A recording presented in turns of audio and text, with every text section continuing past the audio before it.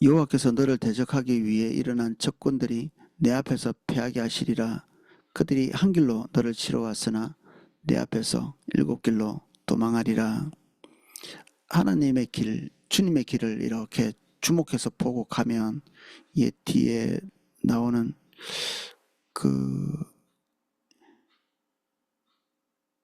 이 9절, 7절이죠. 지금 본 게. 그런데 9절에 보면 여호와의 명령을 지켜 그 길로 행할 것이다 이렇게 했는데, 이 행할 것이다라는 말이 걷는다는 뜻이고, 이게 그냥 산보하듯이 걷는 게 아니라 어떤 한 목표를 두고 좌로 우로 기울어지지 않고 걷는 것, 이게 9절에 나오는 그 길로 행한다 이런 의미거든요.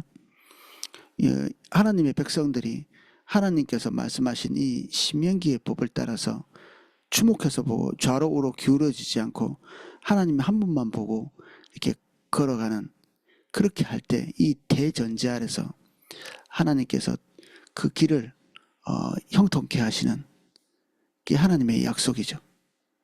이게 이제 오늘 읽었던 본문 전체를 이 추석에는 이게 충성서약 뭐 그런 얘기를 하거든요. 왕과 신하 사이에 계약을 맺는, 내가 너의 모든 것들을 책임져 주마, 왕이 그렇게 약속하고, 신하들은 자신의 모든 삶을 이 왕에게 거는, 옛날에 기사들이 했던 것처럼, 그리고 죽음과 이 봉신들이 그렇게 맺었던 그런 계약처럼 우리와 하나님 사이에 왕과 하나님의 백성으로서 그런 계약을 이제 맺는 거죠. 그래서 하나님은 어떠한 왕국 국가의 통치자가 아니시고 전 우주의 통치자이시고 세상 모든 것들을 섭리하시고 주관하시는 하나님이라, 모든 것의 출처가 하나님이시거든요. 모든 것의 출처. 그래서 그분은 말씀하신 대로 이루십니다. 다른 왕들은 때가 되면 마음이 변하고, 그리고 약속을 잘 지켜도 본인이 능력이 없으면 다시 갚을 수 없는 그런 처지에 있을 수도 있죠. 망할 수도 있고 흥할 수도 있는 그런 관계의 약속이 일반 왕들의 관계와 그리고 신하와의 관계, 여기서 맺어지는 충성서약들인데, 하나님과 우리가 맺는 그런 관계는 패배할 수 있는 가능성이 없습니다. 하나님 그분이 완전한 통치자이시고 우리는 그분 앞에서 충성서약을 하고, 그리고 그분과 관계를 맺고, 그분은 어떤 것에 방해도 받지 않고 우리에게 당신의 서약을 지킬 수 있는 분이십니다. 그래서 적들, 우리가 주님의 인도를 따라갈 때 꽃길을 걸어가는 건 아니죠. 항상 우리에게 대적하는 자가 있고 반대를 표하는 자가 있고, 그리고 우리가 망하기를 기대하는 자들이 있죠. 올라갈 때도 있지만 내리막을 걷는 것 같은 느낌을 떼고 있고, 꽃길이 아니라는 사실은 우리는 사도 바울을 통해서, 그리고 사도행전에 나오는 성도들의 삶을 통해서 우리는 미루고 짐작할 수 있습니다. 그들의 삶에 있었던 복잡한 시련들이 그들의 삶의 본질을 얘기해 주는 거죠. 꽃길과 하나님의 형통과 같은 단어는 아닙니다. 우리가 생각하는 꽃길은 정말 아무 근심 걱정 없이 그냥 물 위에 떠다니는 무슨 그 관광배처럼 그렇게 가는, 이게 무엇을 상실했을 때 우리가 이런 개념을 가지냐면, 하나님께서 왜 이 백성에게 은혜를 주시고 계시냐, 소명 때문에 그런 거죠. 소명. 이 백성 존재 자체가, 이스라엘 백성들의 존재 자체가 하나님의 기대를 안고 태어난 존재죠. 하나님께서 하려고 하는 목표, 목적, 그것 때문에 구원받고, 그리고 지금 이 요단강 건너기 직전에 이 충성서약을 하고 있는 이런 경우죠. 그래서 이들에게 주어진 모든 축복은 분명한 목적성이 있습니다. 이러이러하기 때문에 그들에게 복을 줄 수밖에 없다. 이러이러하기 때문에 대적으로부터 그를 지킬 수밖에 없다. 뭐 이런 전제죠. 어마어마한 전제. 그 뒤에. 오늘 단편적인 이 내용에서는 언급이 되지 않으나 우리는 앞에서부터 이것이 무엇인지 보면서 넘어왔습니다. 그들은 온 열방이 주님께로 돌아오게 할 하나님의 전시 백성으로서 하나님의 목적을 이룰 하나님의 간절함의 표현이죠. 이게 모세가 이스라엘 백성들을 이집트에서 건져내듯이 이스라엘 백성들은 온 열방이 주님 떠난 곳에서 이끌어내어 하나님께로 돌아오게 하는 이 제사장 나라로서의 이 기능을 감당해야 하기에 하나님께서 그들에게 여기에 나와 있는 모든 세세한 일들을 하지 않을 수 없는 거죠. 이것이 우리에게 낙을 누리도록 만드시는 전제가 아니라 소명을 이루기 위한 하나님의 뒷받침이다. 이렇게 이해하셔야 올바른 이해입니다. 이스라엘 백성들은 사실 주저앉아서 낙을 누리기를 기대했습니다. 그래서 사사기가 찾아왔죠. 소명을 잃고 낙을 누리는데 초점이 맞춰져 있었기 때문에 그들은 그 땅에서 있을 자격이 없어서 결국 포로로 끌려가는 신세가 되죠. 주님을 버리면 소명을 버리게 되고 소명을 버리면 모든 것을 다 잃게 됩니다. 우리가 누구인지 이게 되묻는 시간이 항상 필요합니다. 우리는 누구이고 왜 구원받았고 왜 이 자리에 있고 하나님이 나를 지지하시는 이 삶의 축복은 왜 있는 것인지 계속 생각하고 거듭 재확인하지 않으면 우리가 누리고 있는 것이 마치 상처럼 그리고 뭔가를 이루었기 때문에 도달한 것처럼 이렇게 여겨서 오늘 주님을 떠나는 이 이유가 축복이 되어버리는 거죠.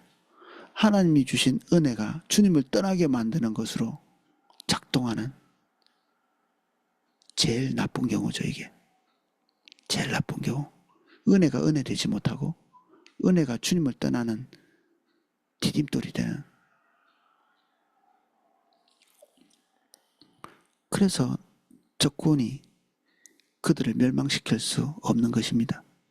주님이 이 백성을 향한 생각이 있기 때문에 계획이 있기 때문에 이들을 대적하는 것은 이들을 대적한다기보다는 하나님을 대적하는 거죠.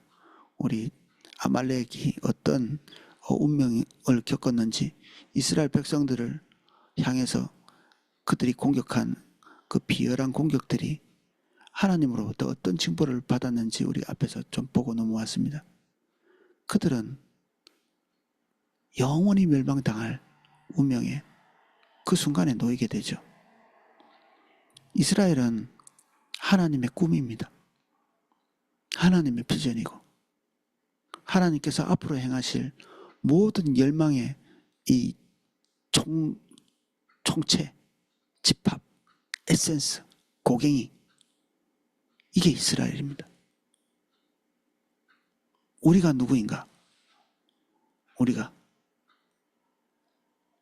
자기 자신에게 이렇게 물어보십시오. 우리가 누구이지? 한 아버지, 한 아이의 아버지, 가정의 가장, 직장의 리더, 내 점포의 사장, 학교의 선생님. 이것은 근본적인 자기 정체성이 아닙니다. 우리는 하나님 앞에 서야 우리가 누구인지를 알 수 있습니다. 내가 누구인가? 주님 앞에 서지 않은 인간이 자기에게서 어떤 의미를 발견하려고 할 때마다 결국은 누추한 길로 빠지게 됩니다. 그 의미라는 것이 대단히 누추하고 마치 먹기 위해 사는 자처럼 그래서 먹는 것이 중요하고 입는 것이 중요하고 편하게 사는 안락한 삶이 중요하고 이렇게 기울어져 버리는 거죠.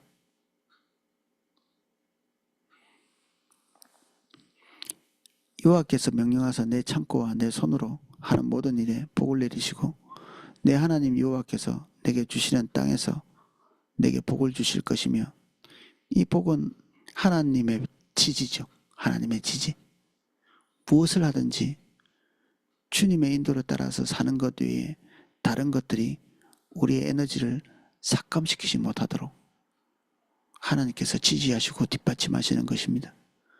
주의 말씀과 뜻과 하나님의 염원대로 살 수 있도록 모든 종류의 지지와 뒷받침을 해주시는 거죠. 예수님의 말씀처럼 그의 나라와 그의 의를 위해서 완전히 포커스가 맞춰져 있기에 하나님께서 이 모든 것들을 뒷받침하시는, 이스라엘의 근심은 하나님의 근심이죠. 그래서 하나님께서 그것에 능동적으로 움직이십니다.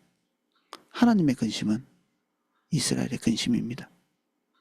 주님의 마음 안에 있는 모든 종류의 염원들이 이스라엘 백성들 당사 본인들의 것이죠. 우리도 비슷하게 하나님의 염원이 우리의 염원이고 우리의 근심이 하나님의 근심입니다.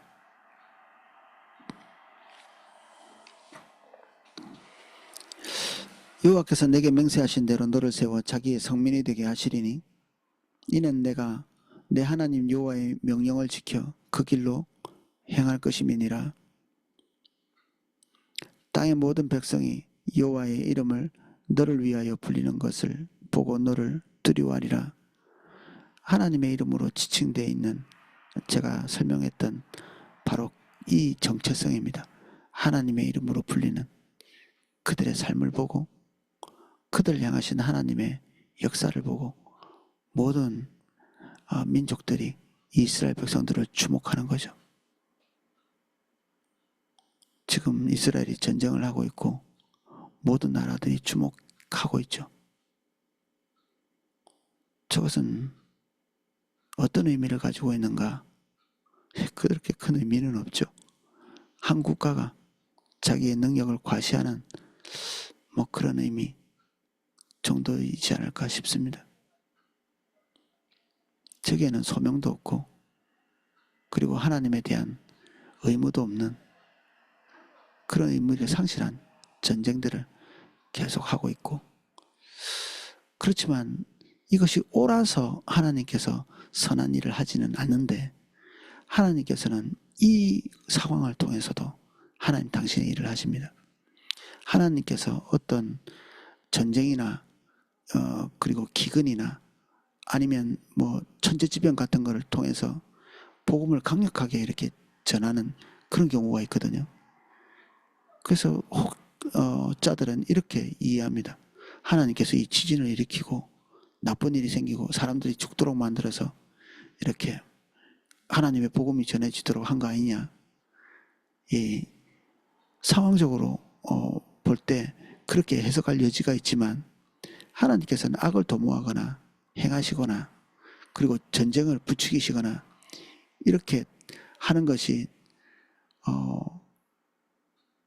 직접적인 개입을 하시는 것이 아닙니다. 하나님은 선하시고 온전하시고 완전한 하나님이시라 악을 도모하시는 일이 없으시거든요. 그래서 그들이 행하고 있는 악임에도 불구하고 하나님께서는 그 악을 지탱해서 밟고 선을 향해서 나아가시는 거죠. 인간 세계는 숱한 악들이 있지만 그 악이 악으로 끝나지 않도록 하나님께서 그 악을 통해서 선을 계속적으로 공급하십니다. 그래서 악한 일인데도 그 일이 일어나고 난 다음에 우회해서 하나님의 선한 열매들이 속속 맺는 그런 일이 있는 거죠.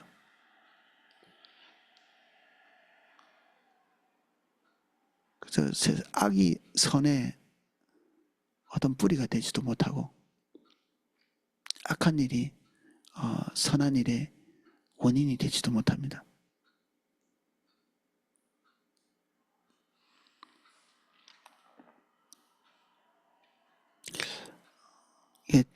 땅의 모든 백성이 여호와의 이름이 너를 위하여 불리는 것을 보고 너를 두려워하리라. 우리가 하나님의 백성인 것을 사람들이 우리는 그리스도인입니다. 저 교회 다닙니다. 이것으로 말미암아 우리를 두려워하는 게 아니라 이것은 하나님께서 개입하시는 표징으로서 우리의 존재를 그들 위에 실질적으로 드시는 거죠. 우리의 존재가, 우리가 어떤 존재가 되어야 되는가, 어떤 공동체 안에서. 그러면 우리가 모든 사람이 사장이 될 건가, 아니면 모든 사람들이 다른 사람 위에 서 있는 존재가 될 건가. 이 하나님의 카보드, 하나님의 영광은 지위나 그 사람의 학식이나 그리고 그 사람의 자질이나 이 모든 것들을 다 초월해 버립니다. 우리는 열심히 하는 것에 대해서 많이 집착하잖아요. 근데 열심과 우리 개인의 능력과 이런 것이 최종적 결과물과 완전히 일치하는 것이 아닙니다. 노력하면 부자 되고 잘하고 또 꼭 열심히 공부하면 다 어떤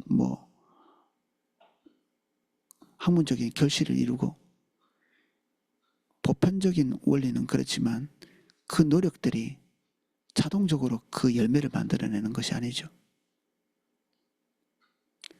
진짜 위대한 일을 하는 사람들, 이런 사람들이 보면 그들의 노력과 결과물 사이에 이질적인 모습들을 항상 발견합니다.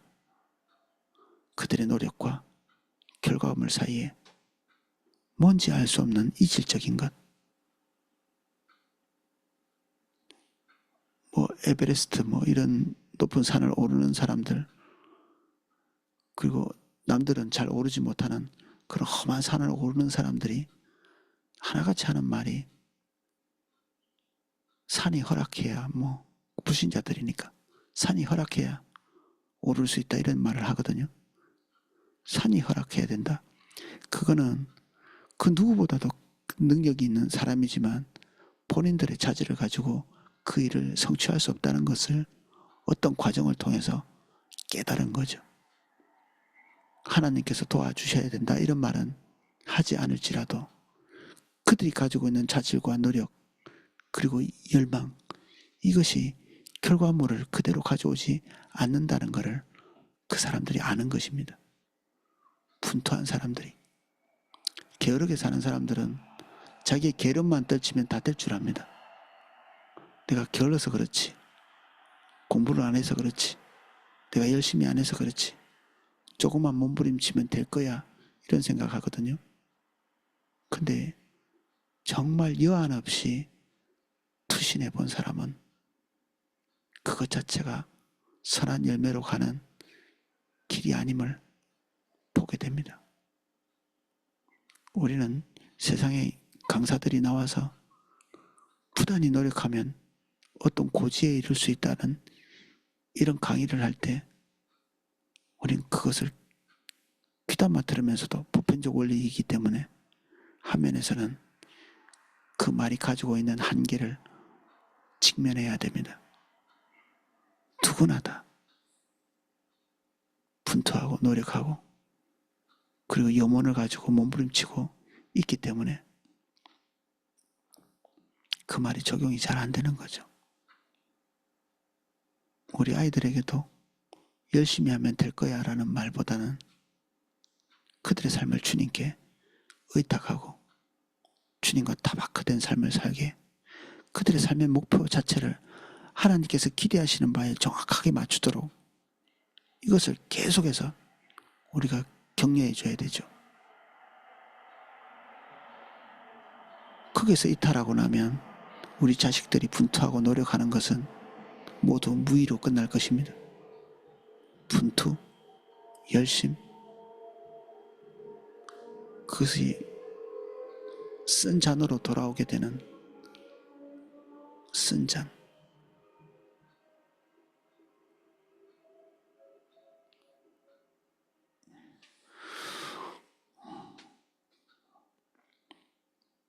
이스라엘 백성 같은 경우에는 패배한 샘플이라 너무 슬프죠.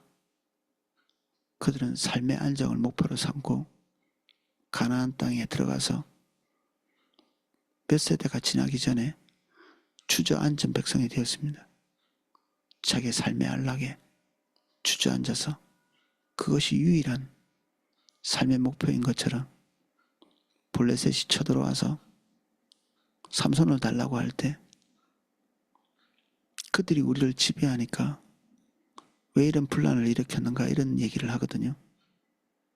하나님께서 삼손 같은 이해하기 힘든 인물을 통해서 그들이 가지고 있는 평온을 깨뜨려 버리시고 안정을 깨뜨리시고 그들의 삶의 근근히 유지해가던 그 안식을 짓밟으시는 거죠. 한 사람의 문제 있는 존재를 통해서. 우리 사회에 사악한 사람들이 있죠. 우리 사회를 뒤집어 엎고 문제를 일으키고 정말 이해할 수 없는 존재들이 있을 수 있습니다. 그러면 우리는 그 사람만 드러내고 나면 우리 사회가 깨끗해질 거다 이런 생각을 할 수 있거든요. 그래서 삼손 같은 사람을 묶어서 블레셋에게 내주는 것입니다. 목표가 틀린 거죠. 목표가 틀린 것입니다.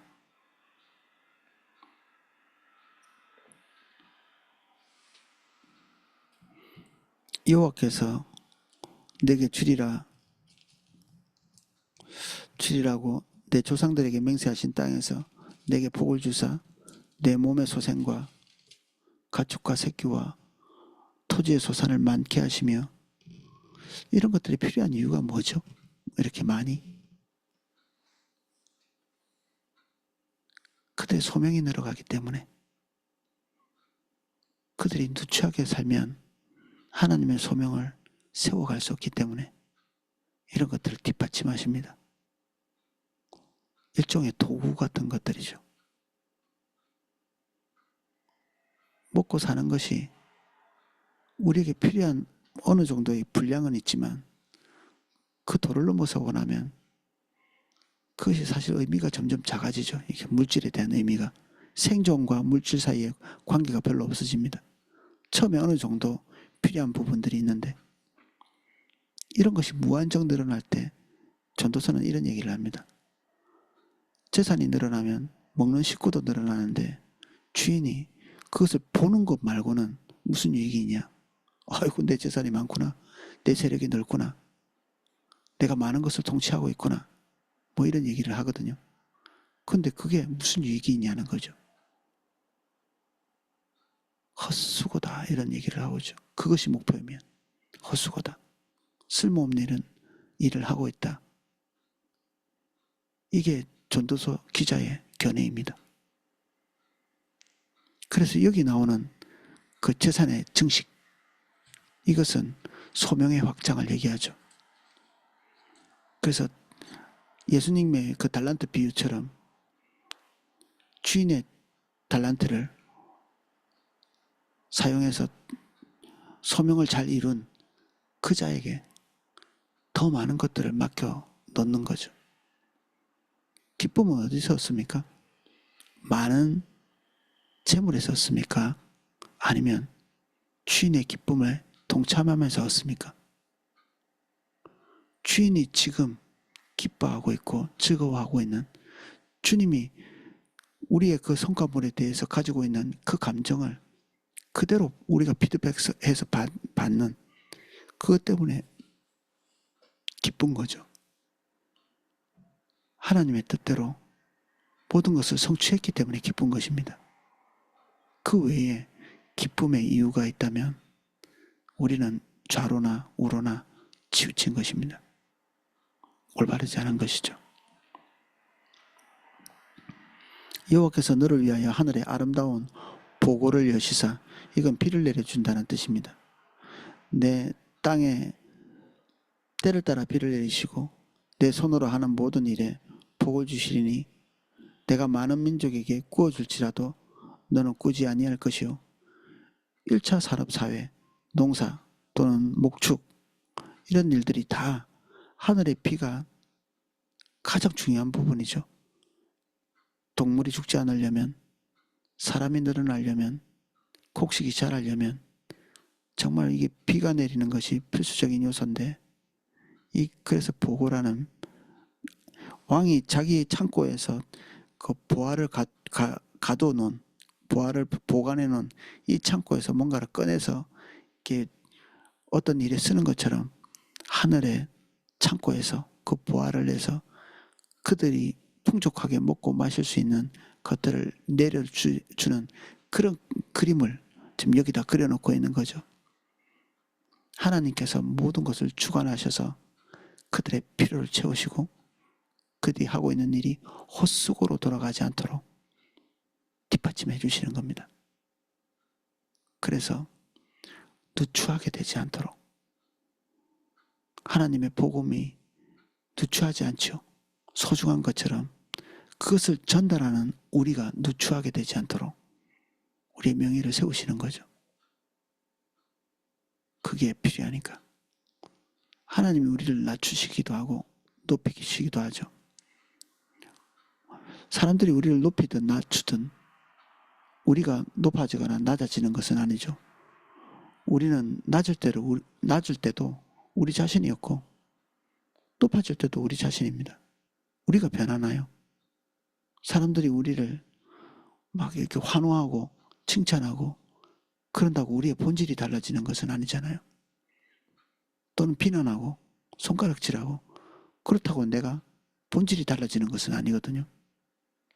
나는 항상 나일 뿐이고 나의 존재는 내가 알고 있는 그가 나죠. 근데 사람들 사이에 이런 변하지 않는 나의 존재를 선하게 보기도 하고 악하게 보기도 합니다. 때로는 연병처럼 보기도 하고 때로는 하나님의 사자처럼 보기도 했던 사도 바울의 평판과 같이 때때로 어떤 사람에게는 악하게 어떤 사람은 선하게 이런 것들을 주도하는 것이 하나님이시고 그래서 우리는 사람의 평판에 좌우되는 것이 아니라 이 악한 평판이 또는 이 선한 평판이 어떤 의미를 가지고 하나님께서 지금 이런 것들을 행하고 계시는지를 봐야 되죠. 그래서 사람들이 나에 대해서 선한 평판을 할 때도 고민해야 되고 왜라고 물어야 되고 하나님께서 내게 악한 평판을 이게 조성하고 계신다면 모든 것이 출처가 하나님이시니까 그렇다면 그것이 가지고 있는 의미가 무엇인지 하나님께 물어야 되죠. 그래서 이렇게 몇 차례 얘기했지만 우리가 나이가 많아질수록 사람들이 나에 대해서 가지고 있는 평판에 이 전전긍긍하는 그런 태도가 결국 주님을 더욱 떠나게 만드는 그런 요인이 되기도 합니다. 위험한 일이죠. 올바르지 않습니다. 이 유혹을 이겨야 합니다.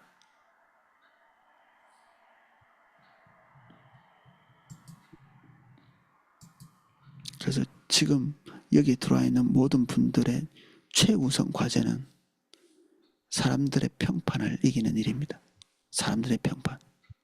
그 평판이 우리를 주님 떠나게 만드는 단초가 될 수 있기 때문에 주의가 필요합니다. 다른 유혹들은 아마 여러분들에게 큰 유혹거리가 되지 못할 겁니다. 성경에 나와 있는 많은 케이스들이 있지만 그것은 그거대로 유혹이 있는 부분이 있지만 지금 여기에 모여있는 분들에게는 그렇게 큰 문제는 아닐 것이다. 그런 판단을 합니다. 13절 여호와께서 너를 머리가 되게 하고 꼬리가 되지 않게 하시며 위에만 있고 아래에 있지 않게 하시리니 오직 너는 내가 오늘 내게 명령하는 내 하나님 여호와의 명령을 듣고 지켜 행하며 내가 오늘 너에게 명령하는 그 말씀을 떠나 좌로나 우로나 치우치지 아니하고 다른 신들을 따라 섬기지 아니하면 이와 같으리라. 다른 신들은 다른 가치죠. 우리 안에 들어와 있는 신들은 우리가 가지고 있는 최고의 가치관이거든요. 그래서 하나님 외에 다른 우선순위, 때로는 자녀, 아내, 남편, 부모 이런 것들을 포함해서 우리가 추구하고 있는 회사의 경영, 그리고 어떨 때는 손익분기점 같은 것이 우리의 우상이 될 수도 있고, 우리의 정치적 성향, 또는 우리가 어렸을 때 이루지 못한 꿈, 온갖 것들이 어느 날 우리를 지배할 때 우리는 기울어진 것입니다. 우리가 그것 때문에 기울어진 것입니다. 우리가 하나님께서 기대하시는 그 소명에 온전하게 서 있을 때 하나님은 그 기능성을 유지할 수 있도록 모든 것들을 지지하십니다. 여기에 나와 있는 머리가 되게 한다. 이게 얼마나 피곤한 일입니까? 한 면에서는. 이게 꽃길이다. 이렇게 해석할 수 없죠. 소명을 진 것이죠. 머리가 된다는 것. 모두 운명을 자기 어깨에 짊어진 것입니다. 운명을 짊어진. 그가 머리가 되고, 그러면 그가 책임져야 될 어떤 가정이나 직장 공동체나 아니면 신앙 공동체나 이런 것이 있다는 얘기인데, 민족 공동체도 그는 그 머리에서 제대로 된 책임을 감당하지 않을 때 중대한 책망이 또 따라올 거거든요. 그래서 항상 이 머리가 된다는 것은 무거운 의미를 우리에게 줍니다. 그래도 주님께서 주님의 인도를 따라서 가기를 결정하는 모든 자들이, 모든 사람이 볼 수 있는 자리에 두시죠. 왜냐하면 다른 사람도 그 길로 가야 되니까. 그것이 온전한 길이니까. 그래서 하나님과 우리와의 선하고 아름다운 관계가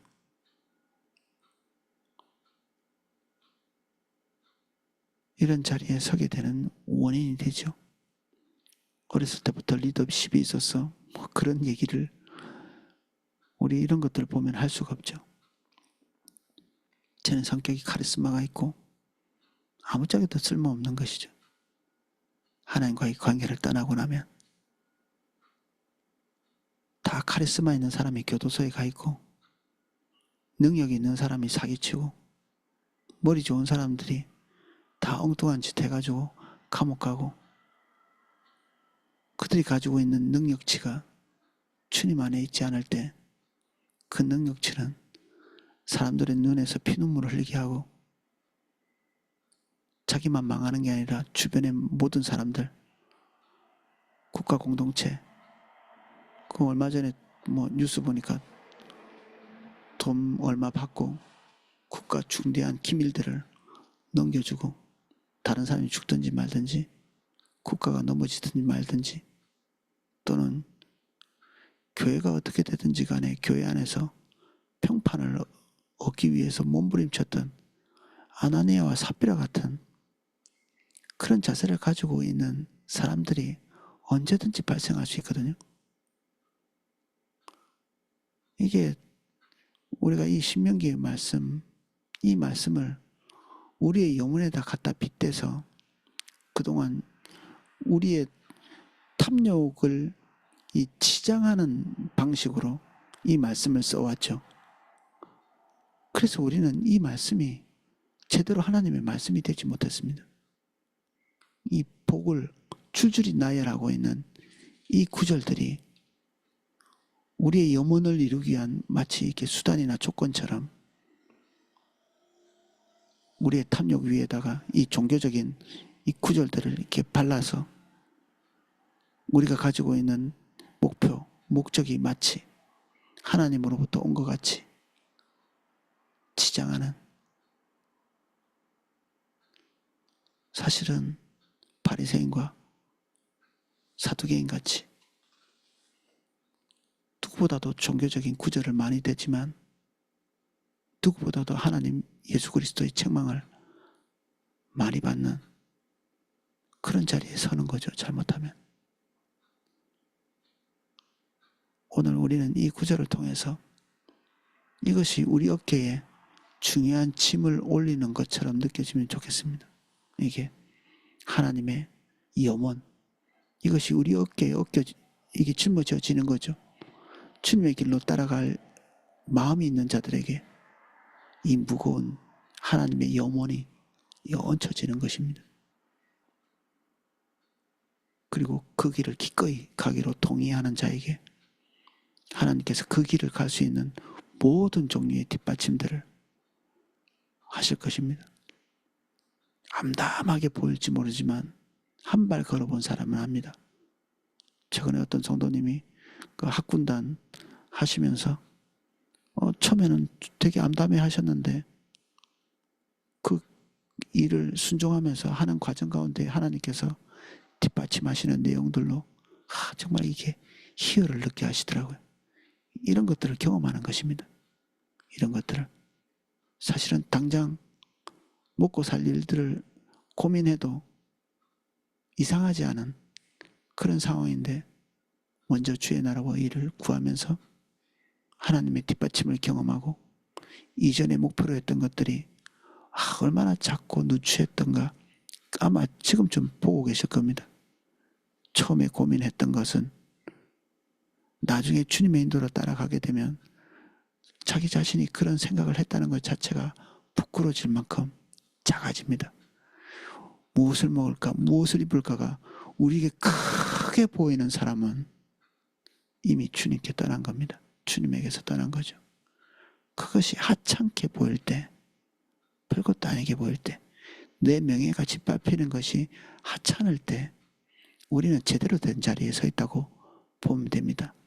하나님 나라와 의가 우리에게 가장 소중하기 때문에 나머지 것들은 그냥 우리가 구하지 않았는데도 따라오는, 제가 비유를 그렇게 종종 드는데 길 가다가 돈 많은짜리 줍는 그런 형식처럼 노력하지 않고 얻는 어떤 부분이죠. 우리의 노력은 그런 것들을 얻기 위한데 쏟아 부어져서는 안 되고 하나님의 염원, 하나님의 기대, 우리를 두신 그곳에서 제사장의 역할을 해내는 그런 일에 우리의 에너지들이 투자되어야 되는 거죠. 오늘은 여기까지 살펴보겠습니다. 주님,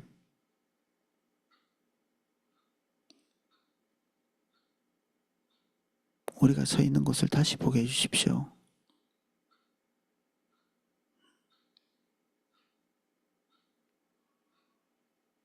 내가 나를 바라보는 의미를 다시 점검하고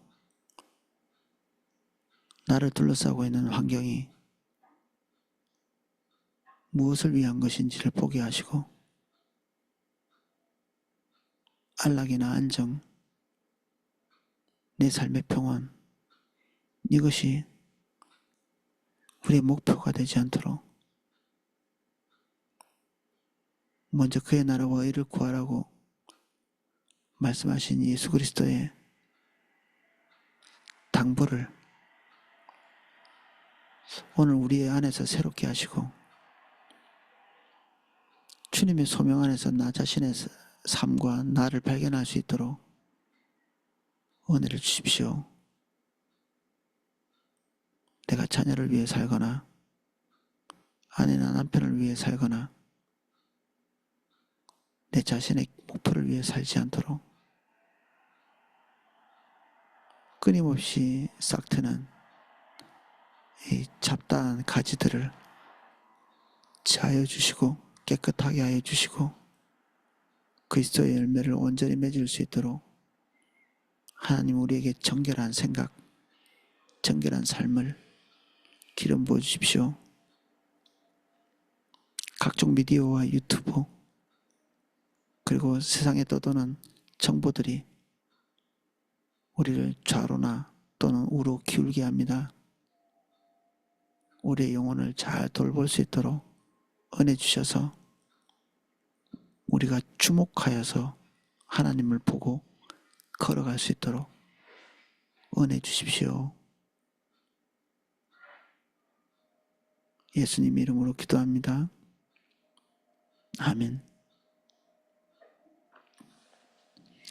네, 각자 기도하실 수 있도록 음악을 방송해 드리겠습니다.